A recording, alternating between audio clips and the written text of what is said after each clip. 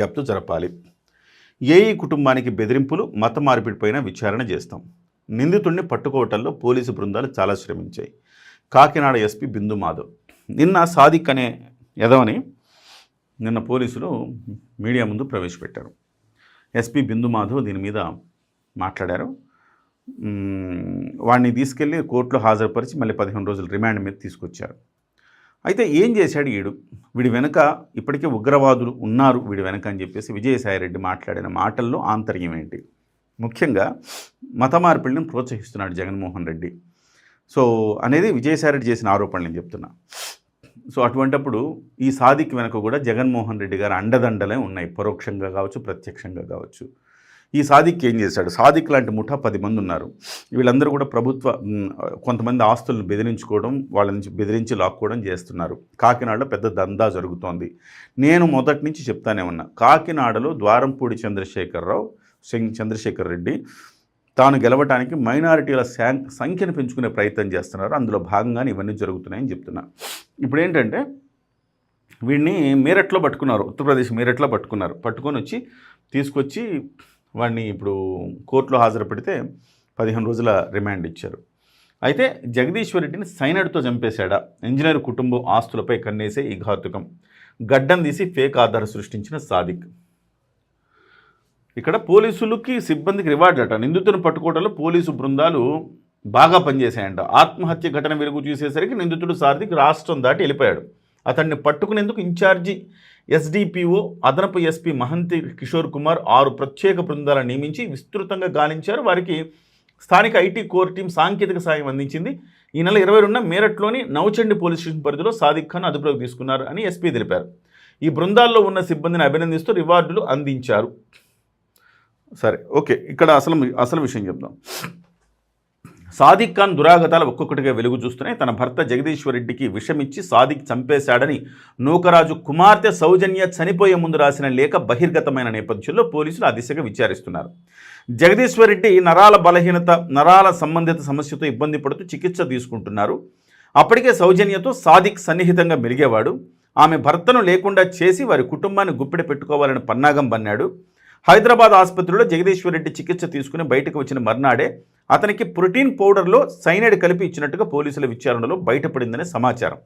సాదిక్ హైదరాబాద్లోని ఓ బంగారం వర్తకుని దగ్గర సైనైడ్ కొన్నట్టుగా పోలీసులు గుర్తించారు. దీనిని సాదిక్ నేరుగా కలిపాడా, వేరే వాళ్ళు సహాయపడ్డారా అన్నది తేలాల్సి ఉంది.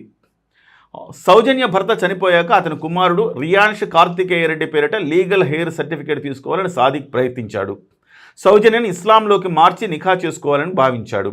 అప్పటికే నూకరాజు పేరిట తిమ్మాపురం పరిధిలోని స్థలాన్ని భాషా మొయినుద్దీన్ అనే వ్యక్తికి అమ్మాలని ప్రయత్నం చేశాడు.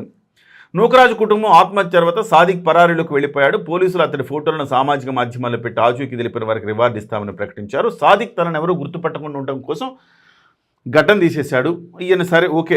ఇక్కడ జగదీశ్వర్ రెడ్డి మామ అంటే సౌజన్య మామ, చనిపోయిన సౌజన్య మామ, జగదీశ్వర్ రెడ్డి అంటే సౌజన్య భర్త. ఆ సౌజన్య యొక్క మామ ఒక సంచలనమైన ఆరోపణలు చేశారు. జగదీశ్వర్ రెడ్డి ప్రమేయం మృతిలో సౌజన్య ప్రమేయం. ఏఈ నూకరాజు వియ్యంకుడు భాస్కర్ రెడ్డి రావులపాలెంలో మాట్లాడుతూ, నా కుమారుడు జగదీశ్వర్ రెడ్డిని విషప్రయోగం చేసి సాదిక్ ఖాన్ హత్య చేశాడు. అతనికి మా కోడలు సౌజన్య సహకరించింది అని ఆరోపించారు.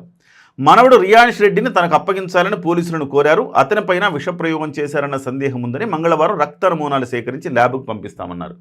ఇది దారుణం. ఇది జరిగింది అంటే సౌజన్య యొక్క మద్దతు లేకుండా జగదీశ్వర్ రెడ్డిని చంపడం సాధ్యం కాదు. రియాన్ష్ రెడ్డి అంటే రియాన్ష్ అనే పిల్లాడిని షూటింగ్ కోచింగ్కి తీసుకెళ్లేది సౌజన్య. తీసుకెళ్తున్నప్పుడు ఈ సాదిక్ అనేవాడు పటాయించాడు. సాదిక్ సౌజన్యని లైనేసి సౌజన్యతో సన్నిహితంగా మెలిగేదాకా వచ్చేసిన తర్వాత సౌజన్య సహకారంతో జగదీశ్వర్ రెడ్డిని లేపేస్తే మనం ఇద్దరం శాశ్వతంగా హ్యాపీగా కలిసి ఉండొచ్చు కదా, ఎలాంటి అడ్డంకులు లేకుండా అనేది ప్రధానంగా నిర్ణయించుకున్నారేమో. అమ్మాయి చనిపోయింది కాబట్టి మనం మాట్లాడకూడదేమో కానీ నిర్ణయించుకున్నారేమో. తర్వాత జగదీశ్వర్ రెడ్డిని హత్య చేయడానికి ప్రణాళిక పెట్టి హైదరాబాదులో చికిత్స కోసం వచ్చినప్పుడు ప్రోటీన్ పౌడర్లో ఈ సైనైడ్ కలిపి చంపేశాడనేది ప్రధానమైన అభియోగం. అయితే సౌజన్య ఏం రాసింది లేఖ చూద్దాం. నూకరాజు కుమార్తె సౌజన్య చివరిగా రాసిన లేఖ కన్నీరు పెట్టిస్తోంది. లేఖలోని ముఖ్యాంశాలు: నాన్నకు మంచి పేరు తీసుకురావాలని చిన్నప్పటి నుంచి చక్కగా చదువుతూ జాగ్రత్తగా ఉండేదాన్ని. నిత్యం అండగా ఉండే సోదరుడు సతీష్ను 2018లో కోల్పోయా. రైఫిల్ షూటింగ్ శిక్షకుడు సాదిక్ నా కుమారుడు రియాన్ష్ ద్వారా కుటుంబ వివరాలు సేకరించాడు. వ్యక్తిగత విషయాలు తెలుసుకుని దగ్గరయ్యాడు. అతన్ని ఎంతో నమ్మాను. కొన్ని ప్రైవేట్ విషయాలు అడ్డు పెట్టుకుని బ్లాక్మెయిల్కు పాల్పడేవాడు. ఎదురు తిరిగితే గట్టిగా కొట్టేవాడు. వీడి టార్చర్ తట్టుకోలేక చచ్చిపోదామనుకున్నా. రియాన్ష్ కోసం వెనక్కి తగ్గా. భర్తకు విషయం చెబితే ఆయన్ను తీవ్రంగా కొట్టడంతో భయపడిపోయారు. రియాన్ష్ చదువుతున్న పాఠశాలలో కోచిగా చేరి ఏదైనా తేడా చేస్తే రియాన్ష్ను కిడ్నాప్ చేసి నన్ను కంట్రోల్ చేస్తానని బెదిరించాడు. చావడానికి దారులు మూసేశాడు. రోజు నిద్ర మాత్రలు పక్కన పెట్టుకునే పరిస్థితికి చేరా. అత్యంత ప్రమాదకరమైన కెమికల్స్ను కెనడా నుంచి ముంబైకి తెప్పించాడు. దాన్ని నా భర్తకి ఇచ్చి చంపేశాడు.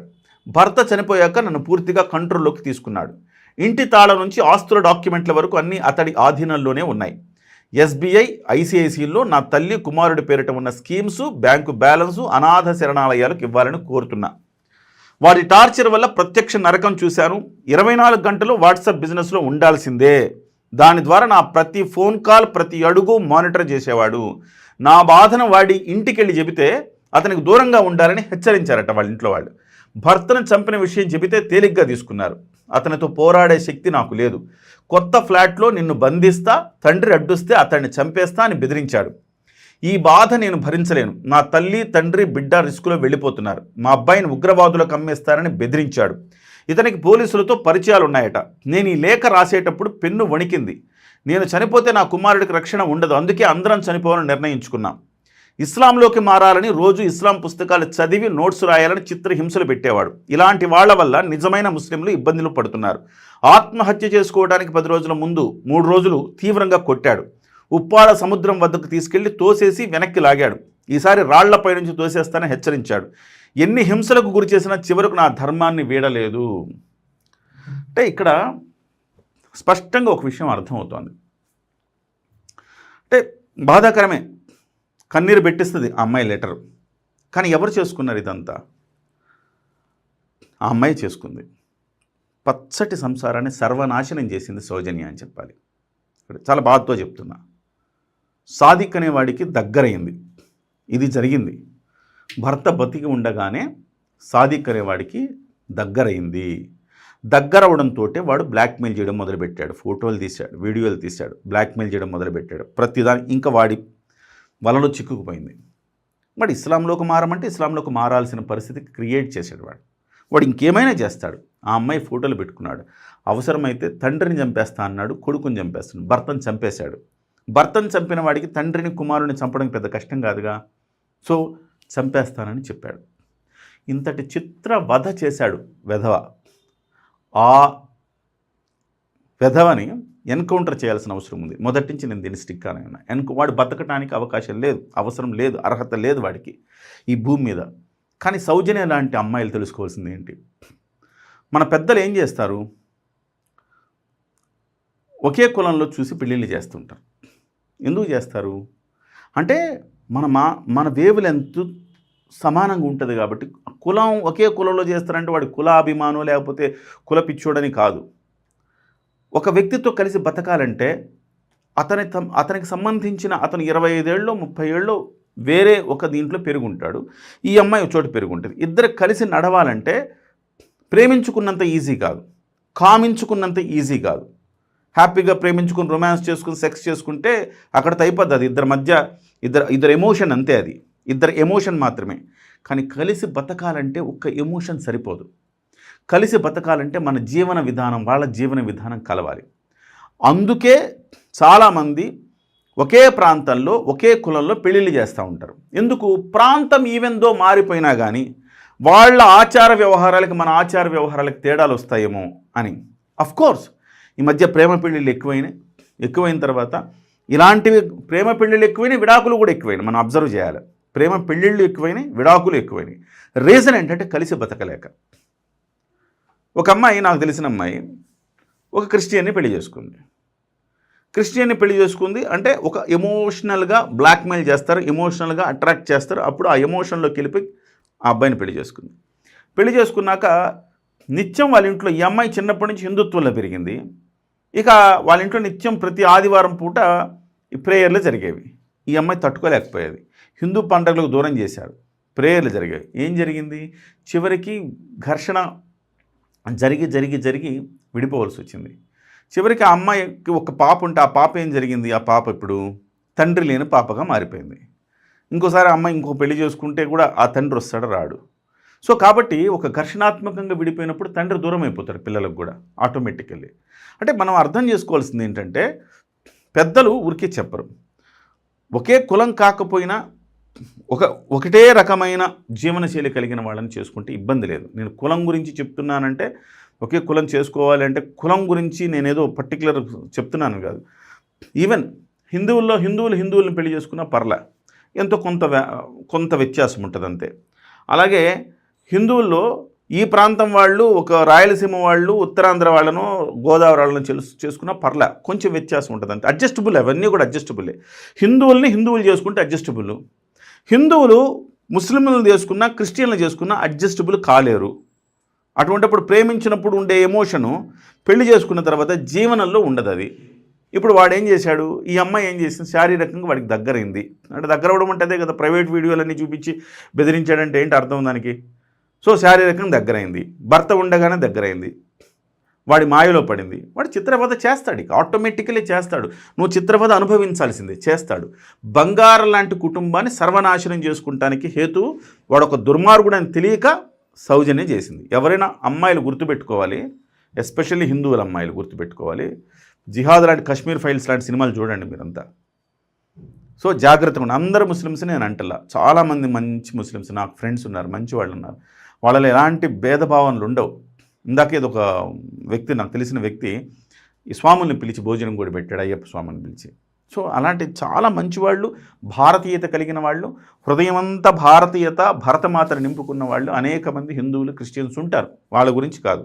కానీ అందులో కొంతమంది ఉగ్ర పోకడలున్న ముఠా ఉంటుంది. ఆ ముఠాతో జాగ్రత్తగా ఉండాలి. మరి ఆ ముఠా ఎవరు? వాడెవడు బయటికి బాగానే కనపడతాడుగా, సాదిక్ అనేవాడు. వాడు అట్లా కనపడతాడు, బయటికి బాగానే కనపడతాడుగా, ప్రేమగా మాట్లాడతాడుగా స్టార్టింగ్లో. ఆ తర్వాత వాడు నిజస్వరూపం తెలుస్తుంది. నిజస్వరూపం తెలిసేంతవరకు మరి ఏం చేస్తున్నట్టు? సో ఇవన్నీ కూడా అటువంటప్పుడు అలాంటి జోలికి వెళ్ళకపోవడం ఉత్తమం కదా. వాడు ఎలాంటోడు తెలియకుండా అలాంటి జోలికి వెళ్ళకపోవడం తప్పు కదా, వెళ్ళడం అనేది కరెక్ట్ కాదు కదా. సో సౌజన్య చేసిన దానికి సర్వనాశనం ఎందుకు కుటుంబం. ఆ సాదిక్ అనేవాడు ఇలాగ ఎన్ని కుటుంబాల్లో చిచ్చు రేపుతున్నాడు.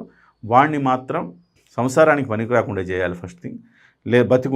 బతికి లేకపోతే వాడిని ఎన్కౌంటర్ చేయాలి, రెండో ఆప్షన్. ఇలా చేస్తేనే నలుగురికి కనీసం బుద్ధి వస్తుంది ఇంకొకటి అట్లా చేయకుండా ఉండటానికి. మొత్తం పోలీసులు మొత్తం లోపలికి వెళ్ళి డిగ్ చేస్తున్నారంతా. ఈ విజయసాయిరెడ్డి చేసిన ఆరోపణల నేపథ్యంలో ఆ 10 మంది ఎవరు, వాళ్ళని బయటికి తీసుకొచ్చేందుకు ప్రయత్నం చేస్తున్నారు. 10 మంది ఉగ్రవాద ముఠా ఉన్నారని, ఆ ఉగ్రవాద ముఠా కోసం వీళ్ళు గాలింపు చర్యలు చేపడుతున్నారు. ఏదేమైనా అమ్మాయిలు కాస్త